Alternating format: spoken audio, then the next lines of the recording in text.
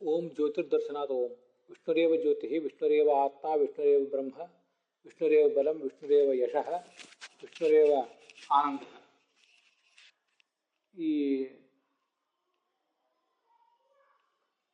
ಯೋಯಂ ವಿಜ್ಞಾನಮಯ ಪ್ರಾಣೇಶು ಹೃದಯ ಅಂತರ್ಜ್ಯೋತಿ ಪುರುಷ, ಅದು ಬೃಹದಾರಣ್ಯಕ ಉಪನಿಷತ್ತಿನ ಮಾತು. ಮತ್ತು ಇನ್ನು ಇತರ ಕಡೆಯೂ ಕೂಡ ಜ್ಯೋತಿಷ್ ಶಬ್ದದಿಂದ ವಾಚ್ಯನಾದವನು ಯಾರು ಅಂತ ಈಗ ಪ್ರಶ್ನೆ ಬಂದಾಗ, ಜ್ಯೋತಿಷ್ ಶಬ್ದ ವಾಚ್ಯನಾದವನು ಪರಮಾತ್ಮನೇ ಆಗಬೇಕು. ಯಾಕೆಂದರೆ ಈ ಜ್ಯೋತಿಷ್ ಶಬ್ದದಿಂದ ವಾಚ್ಯನಾದವನು ಜೀವ ಅಂತ ತಿಳಿದುಕೊಂಡು ಈ ಲೋಕದಿಂದ ಆ ಲೋಕಕ್ಕೆ, ಆ ಲೋಕದಿಂದ ಈ ಲೋಕಕ್ಕೆ ಕರ್ಮಾನುಸಾರವಾಗಿ ಸಂಚಾರ ಮಾಡ್ತಾ ಇರುವವನು ಜೀವ ಅಂತಲೇ ಯಾರೂ ಅರ್ಥ ಮಾಡ್ಕೋಬಾರ್ದು. ಯಾಕಂದರೆ ಆ ಜೀವನನ್ನು ಸಂಚಾರ ಮಾಡಿಸುವವನು ಪರಮಾತ್ಮನೇ. ಜೀವನಿಗೆ ಸ್ವಯಂ ಸಂಚಾರ ಮಾಡಲಿಕ್ಕೆ ಶಕ್ತಿ ಇಲ್ಲ, ಸಂಚಾರ ಮಾಡಿಸುವವನು ಪರಮಾತ್ಮನೇ ಆಗಿದ್ದಾನೆ ಅಂತ ಅದರ ತಾತ್ಪರ್ಯವನ್ನೆಲ್ಲ ಹಿಂದೆ ಹೇಳಿದ್ದಾರೆ. ದುಃಖರಹಿತನಾದವನು ಪರಮಾತ್ಮನೇ, ಅವನಿಗೆ ಸ್ವಾತಂತ್ರ್ಯ ಇರೋದು. ಮತ್ತೆ ಮುಂದೆ 155ನೇ ಗದ್ಯ ಭಾಗದಲ್ಲಿ ರಾಘವೇಂದ್ರ ಸ್ವಾಮಿಗಳು ಅದನ್ನು ಹೀಗೆ ವಿವರಿಸ್ತಾರೆ. ತತ್ ತಸ್ಮಾತ್, ಈ ತತ್ ತಸ್ಮಾತ್ ಅಂತ ಇದೆಯಲ್ಲ, ಇದು ಪ್ರಾಯ ಅಲ್ಲಿ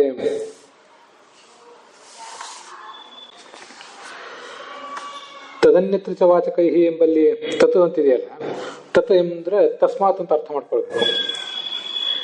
ಈ ಜ್ಯೋತಿಷ್ ಎಂಬ ಶಬ್ದ ಭಗವಂತನನ್ನು ವರ್ಣನೆ ಮಾಡ್ತದೆ, ಮತ್ತೆ ಈ ಜೀವನನ್ನು ಕೂಡ ವರ್ಣನೆ ಮಾಡ್ತದೆ. ಯಾಕಂದ್ರೆ ಜ್ಯೋತಿಷ್ ಅಂದ್ರೆ ಬೆಳಕು ಅಂತ ಅರ್ಥ. ಬೆಳಕು ಅಂದ್ರೆ ಜ್ಞಾನರೂಪವಾದ ಬೆಳಕು ಅಂತ ಅರ್ಥ. ಜ್ಞಾನರೂಪವಾದ ಬೆಳಕು ಅಂತ ಅರ್ಥ ಇಟ್ಕೊಂಡಾಗ ಜ್ಞಾನರೂಪ ವೃತ್ತಿ ಹೇತು ಸಾಮ್ಯನ, ಜ್ಞಾನವೆಂಬ ಅರ್ಥ. ಜ್ಞಾನವೆಂಬ, ಜ್ಞಾನರೂಪ ಎಂಬ ಅಂದ್ರೆ ಜ್ಞಾನವೆಂಬ ಅಂತ ಅರ್ಥ. ಜ್ಞಾನವೆಂಬ ವೃತ್ತಿ, ವೃತ್ತಿ ಅಂದ್ರೆ ಮನೋವೃತ್ತಿ, ಮನಸ್ಸಿನ ಪರಿಣಾಮ. ಆ ಪರಿಣಾಮ ಅಂತನ್ನುವುದು ಇಬ್ಬರಿಗೂ ಕೂಡ ಸಮಾನ. ಮನಸ್ಸಿನ ಪರಿಣಾಮ ಅಂತ ಇಟ್ಕೊಳ್ಳಿ, ಯಾವುದಾದ್ರು ಇಟ್ಕೊಳ್ಳಿ. ವೃತ್ತಿ ಅಂದ್ರೆ ಮನೋವೃತ್ತಿ ರೂಪವಾದದ್ದು, ಸುಖ ದುಃಖ ಮೊದಲಾದವುಗಳು ಅಂತ ವೃತ್ತಿ ಶಬ್ದ ಪ್ರಯೋಗ ಮಾಡ್ತಿರ್ತಾರೆ. ಇಲ್ಲಿ ವೃತ್ತಿ ಅಂತಂದ್ರೆ ಒಂದು ಜ್ಞಾನವೆಂಬ ವೃತ್ತಿ, ಅದು ಈ ಜ್ಞಾನದ ಒಂದು ರೂಪ ಅಂತ ಅರ್ಥ. ಜ್ಞಾನವೆಂಬ ಪರಿಣಾಮ, ಆ ಪರಿಣಾಮ ಇರುವುದು ಭಗವಂತನಲ್ಲೂ ಇದೆ, ಜೀವನಲ್ಲೂ ಇದೆ. ಭೌತಿಕವಾದದ್ದಾದ್ರೆ ಅದು ಮನೋವೃತ್ತಿ ರೂಪವಾದದ್ದು, ಅಂದ್ರೆ ಪ್ರಾಕೃತವಾದದ್ದಾದ್ರೆ ಮನೋವೃತ್ತಿ ರೂಪವಾದದ್ದು ಜ್ಞಾನ, ಸುಖ ದುಃಖ ಇಚ್ಛಾ ಇತ್ಯಾದಿಗಳು. ಆದ್ರೆ ಅದು ಮನೋವೃತ್ತಿ ರೂಪ ಅಲ್ಲದೆ ಹೋದರೆ ಅಪ್ರಾಕೃತನೂ ಆಗಬಹುದು. ಎರಡಕ್ಕೂ ಕೂಡ ವೃತ್ತಿ ಅಂತ ಪ್ರಯೋಗ ಮಾಡ್ತಾರೆ. ಅಂಥ ಒಂದು ವೃತ್ತಿ ವೃತ್ತಿ ಎಂಬುದೇ ಒಂದು ಹೇತು. ಹೇತು ಅಂದ್ರೆ ಲಿಂಗ ಅಂತ ಅರ್ಥ. ಆ ಲಿಂಗ ಎಂಬುದು ಭಗವಂತನಲ್ಲೂ ಇದೆ, ಜೀವನಲ್ಲೂ ಇದೆ. ತತ್ ಅನ್ಯತ್ರ ಚ ವಾಚಕೈ, ಭಗವಂತನಲ್ಲಿಯೂ ಮತ್ತು ಭಿನ್ನವಾದಂತಹ ಜಗತ್ತಿಗೂ ವಾಚಕವಾದದ್ದು ಈ ಅನೇಕ ಶಬ್ದಗಳು. ಜ್ಯೋತಿಷ್ ಶಬ್ದ, ಸ್ವಯಂ, ಆತ್ಮ ಮೊದಲಾದ ಶಬ್ದಗಳು ಇವೆಲ್ಲ. ಏತತ್ ಪ್ರಕರಣಸ್ಥ, ಈ ಪ್ರಕರಣದಲ್ಲಿ ಬಂದಿರುವಂತಹ ಜ್ಯೋತಿಷ್ ಎಂಬ ಶಬ್ದ ಮತ್ತೆ ಸ್ವಯಂ, ಆತ್ಮ ಇತ್ಯಾದಿ ಶಬ್ದಗಳು, ಈ ಎಲ್ಲಾ ಶಬ್ದಗಳಿಂದಲೂ ಮುಖ್ಯವಾಗಿ ವಾಚ್ಯನಾದವನು ಪರಮಾತ್ಮನೇ. ಅಮುಖ್ಯವಾಗಿ ವಾಚ್ಯನಾದವನು ಜೀವ ಇರಬಹುದು, ಮುಖ್ಯವಾಗಿ ಪರಮಾತ್ಮನೇ ವಾಚ್ಯ. ಮತ್ತೆ ಜಾಯಮಾನ ಶರೀರಂ ಅಭಿಸಂಪದ್ಯಮಾನ ಅಂತ ಬಂದರೆ ಆ ಶಬ್ದಗಳಿಂದಲೂ ಕೂಡ ಈ ಭಗವಂತನೇ ವಾಚ್ಯ. ವಸ್ತುತಃ ಹುಟ್ಟುವವನು ಜೀವ ಇರಬಹುದು, ಆದರೆ ಹುಟ್ಟಿಸುವವನು ಪರಮಾತ್ಮ. ಇವೆಲ್ಲ ಉಪನಿಷತ್ನಲ್ಲಿ ಬರುವಂತಹ ವಾಕ್ಯಗಳಿವೆಲ್ಲ. ಜಾಯಮಾನ ಶರೀರಂ ಅಭಿಸಂಪದ್ಯಮಾನ ಅಂತ, ಹುಟ್ಟುವ ಜೀವ, ಶರೀರಂ ಅಭಿಸಂಪದ್ಯಮಾನ, ಶರೀರವನ್ನು ಪಡೆಯುವವನು ಅಂತ ಇತ್ಯಾದಿನ ಉಕ್ತ ಇತ್ಯಾದಿ ಈ ವಾಕ್ಯಗಳಿಂದ, ಉಪನಿಷತ್ ವಾಕ್ಯಗಳಿಂದ ಹೇಳಲ್ಪಡುವಂತಹ ಜಾಯಮಾನತ್ವ ಎಂಬ ಲಿಂಗ ಮತ್ತೆ ಮ್ರಿಯಮಾಣತ್ವ, ಸಾಯುವಿಕೆ ಎಂಬ ಲಿಂಗಗಳಿವೆಲ್ಲ. ಇದರಿಂದ ಎಲ್ಲದರಿಂದಲೂ ಭಗವಂತ ಹೇಗೆ ವಾಚ್ಯ ಅಂದ್ರೆ ಅಂತರ್ನೀತ ನಿಜಾರ್ಥತೆಯ. ಇಲ್ಲೆಲ್ಲ ಕಡೆ ಹುಟ್ಟುವವನು ಅಂದ್ರೆ ಹುಟ್ಟಿಸುವವನು ಅಂತ ಅರ್ಥ.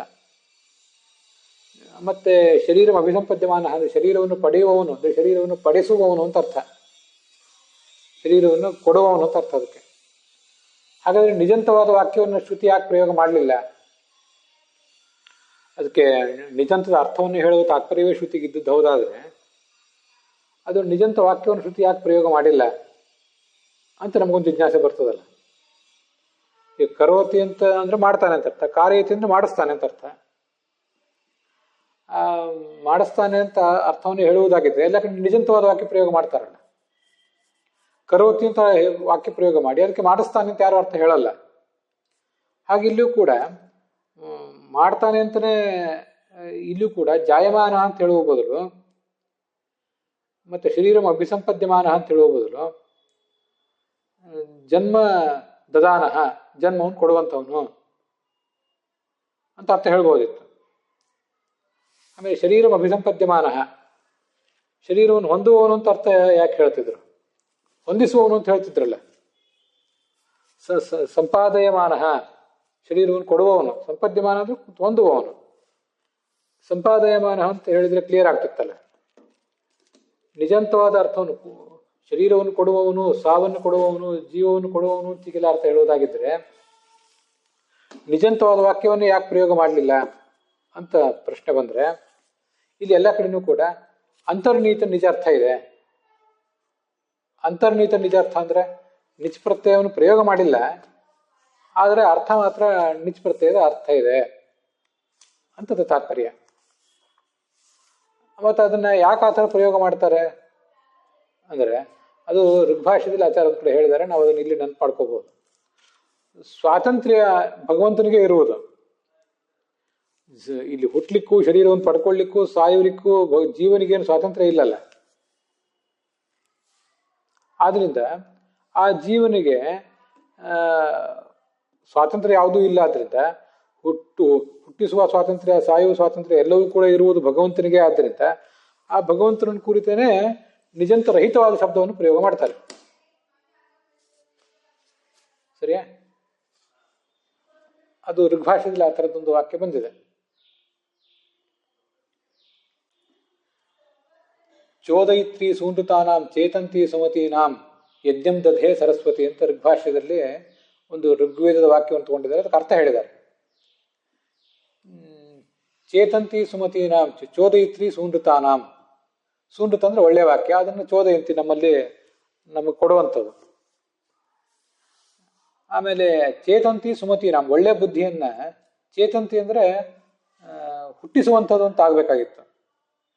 ಚೇತಯಂತಿ ಅಂತ ಹೇಳೋದು ಬಿಟ್ಟು ಚೇತಂತಿ ಅಂತ ಯಾಕೆ ಹೇಳಿದ್ದಾರೆ ಅಂತ ಒಂದು ಪ್ರಶ್ನೆ ಮಾಡಿಕೊಂಡು, ಭಗವಂತನಿಗೆ ಸ್ವಾತಂತ್ರ್ಯ ಇರುವುದೆಲ್ಲ ಭಗವಂತನಿಗೆ. ಆದ್ರಿಂದ ಸ್ವಾತಂತ್ರ್ಯವನ್ನ ತಿಳಿಸ್ಲಿಕ್ಕಾಗಿ ಅಲ್ಲಿ ನಿಜಂತವನ್ನು ಪ್ರಯೋಗ ಮಾಡದೇನೆ ಹಾಗೇನೆ ಪ್ರಯೋಗ ಮಾಡಿರ್ತಾರೆ ಅಂತ ಅದಕ್ಕೊಂದು ಅರ್ಥ ಆಚಾರ್ಯ ಹೇಳಿದ್ದಾರೆ.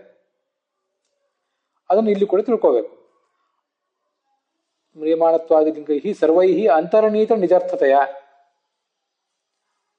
ನಿಜ ಪ್ರತ್ಯಯದ ಅರ್ಥ ಇದೆ, ಆದರೆ ಪ್ರಯೋಗ ಇಲ್ಲ. ಸರಿಯಾ? ಆದ್ರಿಂದ ಈ ರೀತಿಯಾಗಿ ನಾವು ತಿಳ್ಕೋಬೇಕು.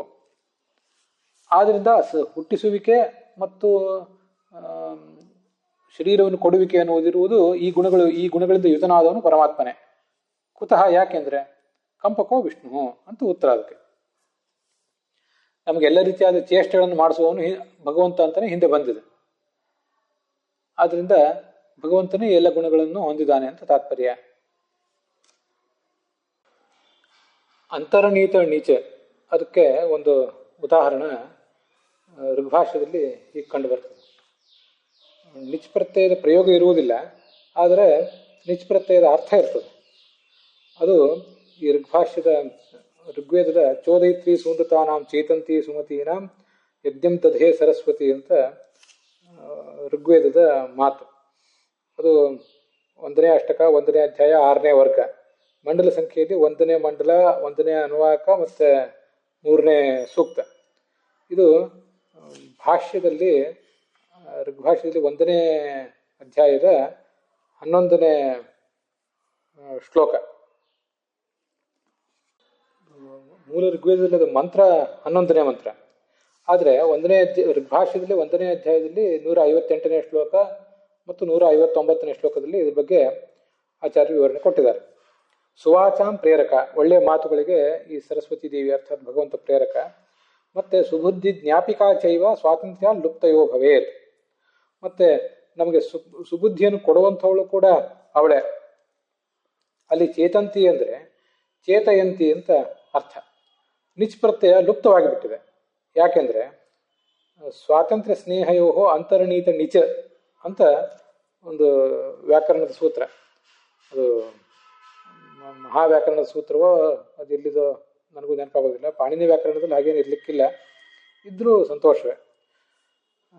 ಸ್ವಾತಂತ್ರ್ಯ ಇದ್ದರೆ, ವ್ಯಕ್ತಿಗೆ ಸ್ವಾತಂತ್ರ್ಯ ಇದ್ದರೆ, ಮತ್ತು ಮಾಡಿಸುವ ವ್ಯಕ್ತಿಗೆ ಸ್ವಾತಂತ್ರ್ಯ ಇದ್ದರೆ, ಮತ್ತು ಮಾಡಿಸುವ ವ್ಯಕ್ತಿಗೆ ಮಾಡುವ ವ್ಯಕ್ತಿಯ ಬಗ್ಗೆ ಸ್ನೇಹ ಇದ್ದರೆ ನಿಚ್ ಪ್ರತ್ಯಯ ಪ್ರಯೋಗ ಮಾಡದೆ ಹೋದ್ರೂ ಆ ಅರ್ಥ ಅಲ್ಲಿ ಸಿಗ್ತದೆ ಅಂತ ವರ್ಣನೆ ಮಾಡ್ತಾರೆ. ಪ್ರೇರಕನಿಗೆ ಹೆಚ್ಚಿನ ಸ್ವಾತಂತ್ರ್ಯ ಇದೆ ಅಂತ ಅರ್ಥ. ಮಾಡಿಸುವವನು ಪ್ರೇರಕ, ಮಾಡುವವನು ಪ್ರೇರ್ಯ.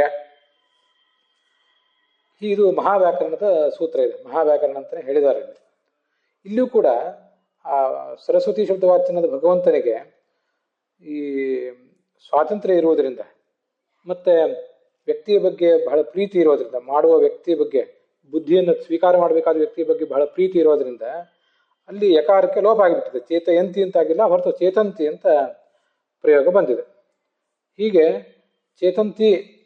ಚೇತಯಂತಿ ಎಂಬ ಅರ್ಥದಲ್ಲಿ ಚೇತಂತಿ ಹೇಗೋ ಹಾಗೆ ಇಲ್ಲಿ ಎಲ್ಲ ಕಡೆನೂ ಕೂಡ ಹುಟ್ಟಿಸುತ್ತಾನೆ ಅಂತಲೇ ಅದರ ಅರ್ಥ.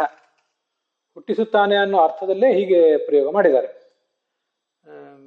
ಜಾಯಮಾನ ಅಂದರೆ ಹುಟ್ಟಿಸುತ್ತಾನೆ ಅಂತಲೇ ಅರ್ಥ.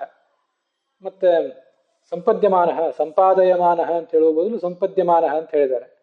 ಎಲ್ಲ ಕಡೆಯೂ ಕೂಡ ನಿಚ್ ಪ್ರತ್ಯಯ ಇಲ್ಲ, ಆದರೆ ನಿಚ್ ಪ್ರತ್ಯಯದ ಅರ್ಥ ಇದೆ. ಆದ್ದರಿಂದ ಹೀಗೆ ಪ್ರಯೋಗ ಆಗ್ತದೆ ಅಂತ ತಿಳ್ಕೊಳ್ಬೇಕು.